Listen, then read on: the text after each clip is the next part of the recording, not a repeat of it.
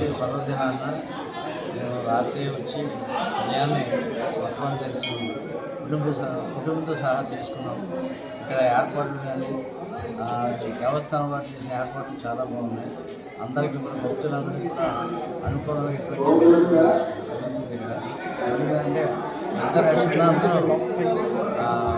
అందరూ జాగ్రత్తగా శివుని దర్శనం అంటే అమరావతి శివుడు అంటే అది ఈరోజు శివ దర్శనం అంటే అది మనకి కైలాసం వెళ్ళితే అంత మంచి దర్శనం అయింది.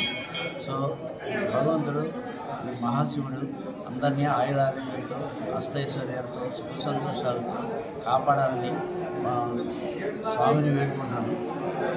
అయితే అమరావతికి ఒక ప్రత్యేకత ఉన్నది. ఇక్కడ ఏంటంటే శివుడు అక్కడ శివాభిషేకం చేస్తున్నప్పుడు మనకు ఎలా ఉంటుందంటే మనం నిజంగా శివుడు ప్రత్యక్షమైనట్టే ఉన్నది.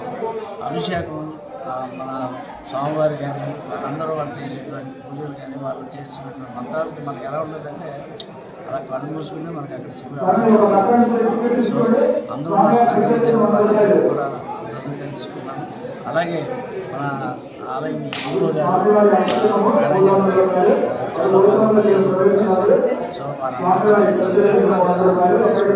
అందరూ దయచేసి దర్శనం చేసుకుని శివరాత్రి కూడా జాగరణ మహోత్సవం కూడా ఉన్నాయి. అందరూ వచ్చి జాగరణలో పాల్గొని మీరు శివుని యొక్క కటాక్షాలు ప్లస్ ఆయన యొక్క ఆశీర్వచనాలు పొందాలని కోరుకుంటూ సెలవు తీసుకుంటారు.